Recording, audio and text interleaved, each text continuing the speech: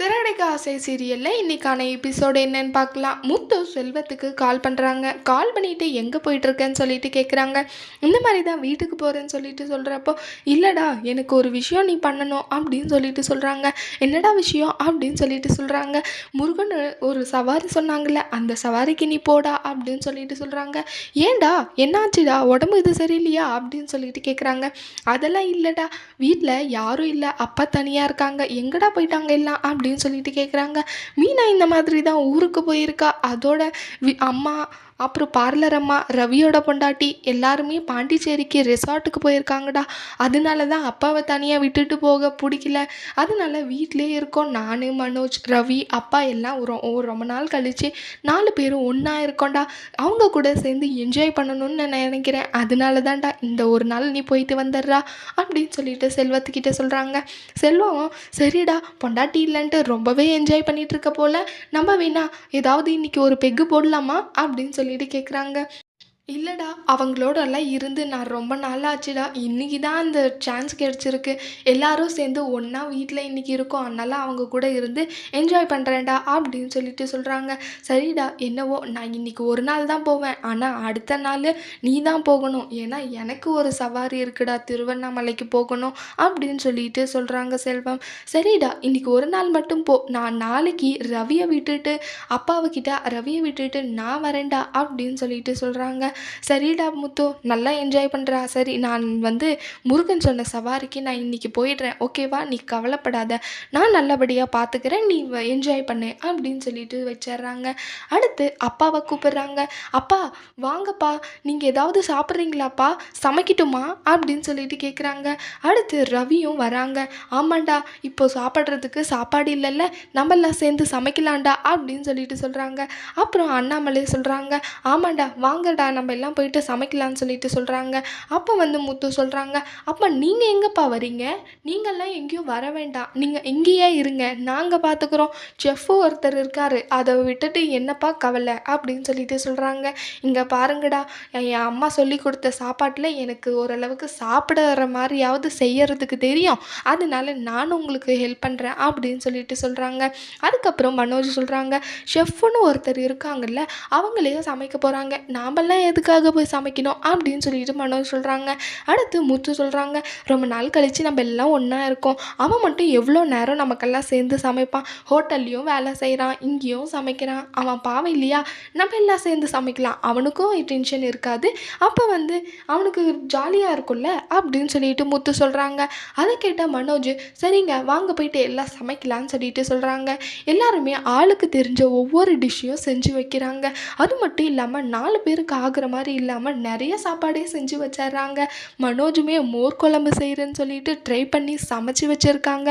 அது இல்லாமல் நல்லாவே சமைச்சிருக்காங்க. அடுத்து மனோஜ் எல்லா சாப்பாடுமே கிச்சன்லேருந்து எடுத்துகிட்டு டைனிங் டேபிளில் வைக்கிறாங்க. அதை பார்த்த முத்துக்கு ஒரே ஆச்சரியம், என்னடா இவன்லாம் வேலை செய்கிறானே, இதுக்கு முன்னாடி பொண்டாட்டிக்கிட்ட அதிகாரமாக அதை எடுத்துகிட்டு வா இதே எடுத்துகிட்டு வான்னு சொல்லுவான், இவன் வேலை செய்கிறான் அப்படின்னு சொல்லிட்டு ரவி கிட்ட சொல்கிறாங்க. ஆமாண்டா பாருடா, அவன் வேலை செய்கிறான் அப்படின்னு சொல்லிட்டு ஷாக் ஆகுறாங்க. அடுத்து மனோஜ் ஏன் வாங்கடா எல்லாம் சாப்பிட்லாம், ரொம்ப பசிக்குது அப்படின்னு சொல்லிட்டு கூப்பிட்றாங்க.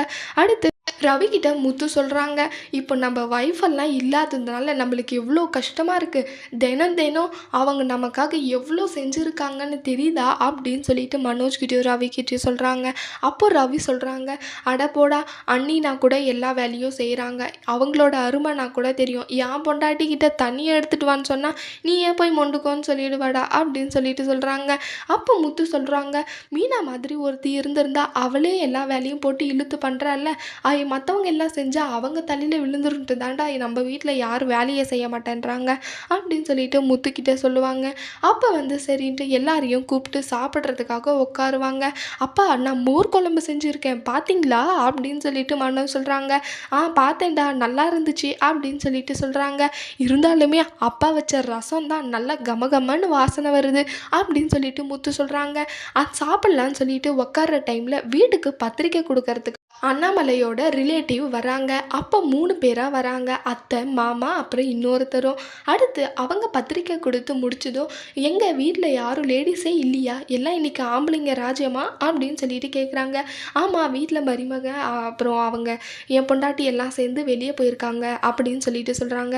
"சரி, நீங்களே வாங்கிக்கோங்க. எல்லாருமா சேர்ந்து கண்டிப்பாக கல்யாணத்துக்கு வரணும்னு சொல்லிட்டு சொல்கிறாங்க.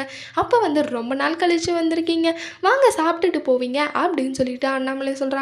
உடனே மனோஜுக்கு, ஐயோ, இங்கே சாப்பிட சொன்னால் சாப்பாடெல்லாம் காலி ஆகிடுமே, நமக்கெல்லாம் சாப்பாடு இருக்காதே அப்படின்னு சொல்லிட்டு மனோஜ் சொல்கிறாங்க. அப்போது வேண்டாம் வேண்டான்ற மாதிரி மனசுக்குள்ளே அடிச்சுக்குது. அப்போ வந்து அண்ணாமலை சொல்கிறாங்க, "வாங்க, பரவாயில்ல, சாப்பிட்டு போவீங்கன்னு சொல்கிறாங்க." "இல்லை, நாங்கள் போகிற வழியில் ஹோட்டலில் சாப்பிட்டுக்கிறோன்னு சொல்கிறாங்க." "ஆமாம் ஆமாம், ஒரு நல்ல ஹோட்டல் வழியில் வரும், அங்கே போயிட்டு சாப்பிட்டுக்கோங்கன்னு சொல்லிட்டு மனோஜ் சொல்கிறாங்க." அதை கேட்டு ஒரு மாதிரி ஆகிடுது அவங்களுக்கு. திரும்ப திரும்ப அண்ணாமலையும் முத்துவும் சேர்ந்து கம்பல் பண்ணுறாங்க, கண்டிப்பாக நீங்கள் சாப்பிட்டுட்டு தான் போகணும்னு சொல்லிட்டு. அப்புறம் அவங்க அத்தை சொல்கிறாங்க, "ஏங்க, அவங்க தான் சொல்கிறாங்கல்ல ரொம்ப நாள் கழித்து வந்திருக்கோன்னு சொல்லிட்டு, சரி சாப்பிட்டு தான் போடலான்னு சொல்லிட்டு சொல்கிறாங்க." அடுத்து அவங்க சொல்கிறாங்க, "நாங்கள் மட்டும் இல்லைங்க, இங்கே கீழேயும் ஒரு 3 பேர் இருக்காங்க" அப்படின்னு சொல்லிட்டு சொல்கிறாங்க. உடனே மனோஜ் சொல்கிறாங்க, "இவ்வளோ பேருக்கெல்லாம் நாங்கள் சமைச்சு வைக்கல" அப்படின்னு சொல்லிட்டு சொல்கிறாங்க. உடனே முத்து வந்து அவங்க காலை மிரிச்சு, "அமைதியாக இருடா" அப்படின்னு சொல்லிட்டு சொல்கிறாங்க. அடுத்து அண்ணாமலை எல்லாரையும் கூட்டிகிட்டு போயிட்டு உட்கார வச்சு சாப்பிட போடுறாங்க.